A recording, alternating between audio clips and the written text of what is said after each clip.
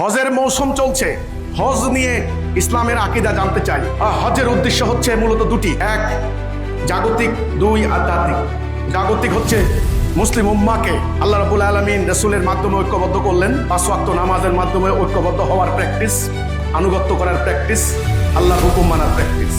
এবার সপ্তাহে একদিন জুমার নামাজে ঐক্যবদ্ধ হয়ে তারা, এটা কংগ্রেস মুসলমানদের ইংরেজিতে বললে কংগ্রেগেশন, মানে হলো আপনার হলো সমাবেশ করা, জুমা জামাত। এই জমাতবদ্ধ হয়ে এখানে একদিকে আল্লাহর আনুগত্য করবেন, আরেকদিকে মুসলমানদের সমাজে বিরাজিত সমস্যা নিয়ে আলাপ আলোচনা করবেন, সংকট দূর করবেন, বিচার ফায়সালা করবেন। এই তৃতীয় হলো চূড়ান্ত পর্যায়ে হজের ময়দান। সেখানে আরাফাতের ময়দানে একত্রিত হয়ে মুসলিম উম্মার যাবতীয় সংকট সমাধান করবেন।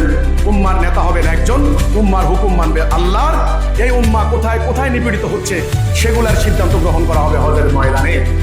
কাজেই হজের জাগতিক দিকটা হচ্ছে মুসলিম উম্মার বার্ষিক সম্মেলন। এবার আধ্যাত্মিক দিকটা হচ্ছে একজন মোমেন যখন আল্লাহর প্রতি ঈমান আনে, তাকে মনে রাখতে হবে তার এই দুনিয়ার জীবনে যা কিছু আছে তার পরীক্ষা। হাসরের দিন তার সামনে দাঁড়াইতে হবে, দুনিয়ার কোনো কিছুই থাকবে না, শুধু থাকবে ঈমান এবং আমল। কাজেই সে যখন হজের ময়দানে যাবে, লাব্বাইক আল্লাহুম্মা লাব্বাইক লা শারীকা লা ইন্নাল হামদা, এ কথা বলে আল্লাহর প্রশংসা গেয়ে গেয়ে লাব্বাইক এক প্রস্ত সাদা কাপড় নিয়ে যাবে। দুনিয়ার কোনো সম্পদ নাই, গহনা নাই, কোনো মারামারি নাই, মাথা কামিয়ে যাবে এক নিয়তে শুধু আল্লাহর জন্য। এটা যেন হাসরের ময়দানে আল্লাহর সামনে দুনিয়ার কর্মকাণ্ডের জবাবদিহিতার মহড়া। ক্লিয়ার? তাহলে হজের কয়টা দিক? জাগতিক এবং আধ্যাত্মিক। জাগতিক হলো মুসলমানদের ঐক্যবদ্ধ করার একটা প্র্যাকটিস, এক। আধ্যাত্মিক হলো আল্লাহর সামনে দুনিয়ার যাবতীয় কর্মকাণ্ডের জবাবদিহিতা করার একটা প্রশিক্ষণ। এই জন্য তপ করে, এই জন্য শয়তানকে ঢিলা মারে, এই জন্য সাফা মারোয়া দৌড়াদৌড়ি করে, একটা সিলেবাস আছে তো নাকি? তো এই হচ্ছে হজের উদ্দেশ্য। আজ মুসলমানদের হজ যদি একজন জাতির নেতা একজন হইতো, আল্লাহর কোরআন দিয়ে রাষ্ট্র চলতো, পুরো উম্মাহ যদি হজের ময়দানে একত্রিত হয়ে সমস্যা সমাধানের জন্য আলোচনা করত, তাহলে বিশ্বের বুকে কোনো মুসলমানের উপরে আঘাত করার হিম্মত কারো হইতো? কারো হইতো?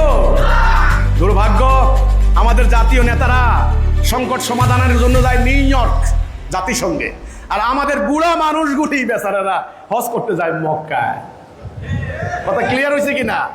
এই জন্য ভাই আমি আহ্বান করব মুসলিম বিশ্বকে, আসুন আগামীতে হজ হচ্ছে, এই হজে এমন সিদ্ধান্ত নিন যেন কোনো কাফের বেঈমান, কোনো পরাশক্তি কোনো মুসলিম ভূখণ্ডের উপর আঘাত করার সাহস না পায়। এই সিদ্ধান্ত নিন। কারণ হজের থেকে আসার সময় আপনারা জানেন হাজী সাহেবরা কোরবানি দেন। এই কোরবানি কিসের কোরবানি? মালের কোরবানি, জানের কোরবানির প্রশিক্ষণ। ইব্রাহিম আলাইহিস সালাম কোরবানি দিয়েছেন ওনার পুত্রকে। এই প্রশিক্ষণ নেন না, দেখেন না কি হয়। এই যে ঢিল মারেন, পাথর ঢিল মারেন, এই ঢিল কাকে মারছেন? শয়তানকে, ইবলিসকে। নিজের দেশে আইসা ইবলিসের আইন মানবেন, এই ঢিল মারার কোনো মানে নাই। এই যে কালো পাথরে চুমা খাচ্ছেন, কেন চুমা খাচ্ছেন? এটা হলো ঐক্যবদ্ধ করার একেবারে ন্যূনতম চেষ্টা। কাজেই যেই পাথরে সবাই মিলে চুমা খাই, সেই মুসলমানকে মারামারি করতে পারি? কাজে দেশে আইসা এই দল ওই দল মারামারি করলাম, ওখানে যাইয়া পাথরে চুমা খাইলাম, এর কোনো মানে নাই। হজের মৌসুম চলছে। হজ নিয়ে ইসলামের আকীদা জানতে চাই। হজের উদ্দেশ্য হচ্ছে মূলত দুটি, এক জাগতিক, দুই আধ্যাত্মিক। জাগতিক হচ্ছে মুসলিম উম্মাকে আল্লাহ রাব্বুল আলামিন রাসূলের মাধ্যমে ঐক্যবদ্ধ করলেন। 5 ওয়াক্ত নামাজের মাধ্যমে ঐক্যবদ্ধ হওয়ার প্র্যাকটিস, আনুগত্য করার প্র্যাকটিস, আল্লাহর হুকুম মানার প্র্যাকটিস। এবার সপ্তাহে একদিন জুমার নামাজে ঐক্যবদ্ধ হয়ে তারা, এটা কংগ্রেস মুসলমানদের ইংরেজিতে বললে কংগ্রেগেশন, মানে হলো আপনার হলো সমাবেশ করা, জুমা জামাত। এই জমাতবদ্ধ হয়ে এখানে একদিকে আল্লাহর আনুগত্য করবেন, আরেকদিকে মুসলমানদের সমাজে বিরাজিত সমস্যা নিয়ে আলাপ আলোচনা করবেন, সংকট দূর করবেন, বিচার ফায়সালা করবেন। এই তৃতীয় হলো চূড়ান্ত পর্যায়ে হজের ময়দান।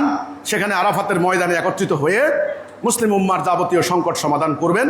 উম্মার নেতা হবেন একজন, উম্মার হুকুম মানবে আল্লাহর। এই উম্মা কোথায় কোথায় নিপীড়িত হচ্ছে সেগুলোর সিদ্ধান্ত গ্রহণ করা হবে হজের ময়দানে। কাজেই হজের জাগতিক দিকটা হচ্ছে মুসলিম উম্মার বার্ষিক সম্মেলন। এবার আধ্যাত্মিক দিকটা হচ্ছে একজন মোমেন যখন আল্লাহর প্রতি ঈমান আনে, তাকে মনে রাখতে হবে তার এই দুনিয়ার জীবনে যা কিছু আছে তার পরীক্ষা।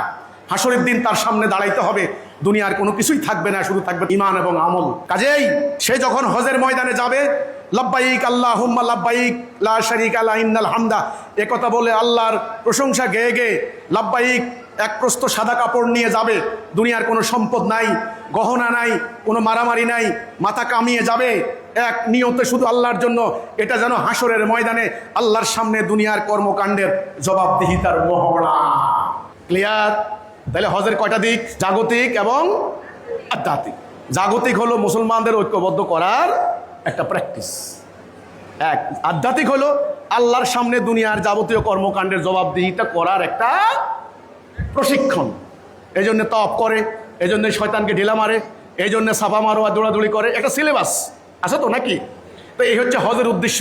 আজ মুসলমানদের হজ যদি একজন জাতির নেতা একজন হইতো, আল্লাহর কোরআন দিয়ে রাষ্ট্র চলতো, পুরো উম্মাহ যদি হজের ময়দানে একত্রিত হয়ে সমস্যা সমাধানের জন্য আলোচনা করত, তাহলে বিশ্বের বুকে কোনো মুসলমানের উপরে আঘাত করার হিম্মত কারো হইতো?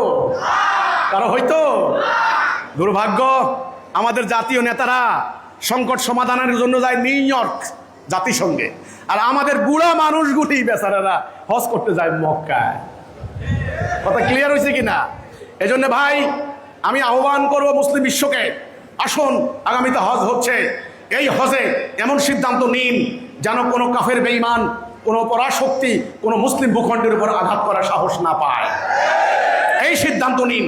কারণ হজের থেকে আসার সময় আপনারা জানেন হাজী সাহেবরা কোরবানি দেন। এই কোরবানি কিসের কোরবানি? মালের কোরবানি, জানের কোরবানির প্রশিক্ষণ। ইব্রাহিম আলাইহিস সালাম কোরবানি দিয়েছেন ওনার পুত্রকে। এই প্রশিক্ষণ নেন না, দেখেন না কি হয়। এই যে ঢিল মারেন, পাথর ঢিল মারেন, এই ঢিল কাকে মারছেন? শয়তানকে, ইবলিসকে। নিজের দেশে আইসা ইবলিসের আইন মানবেন, এই ঢিল মারার কোনো মানে নাই। এই যে কালো পাথরে চুমা খাচ্ছেন, কেন চুমা খাচ্ছেন? এটা হলো ঐক্যবদ্ধ করার একেবারে ন্যূনতম চেষ্টা। কাজেই যেই পাথরে সবাই মিলে চুমা খাই, সেই মুসলমানকে মারামারি করতে পারি? কাজে দেশে আইসা এই দল ওই দল মারামারি করলাম, ওখানে যাইয়া পাথর চুমা খাইলাম, এর কোনো মানে নাই।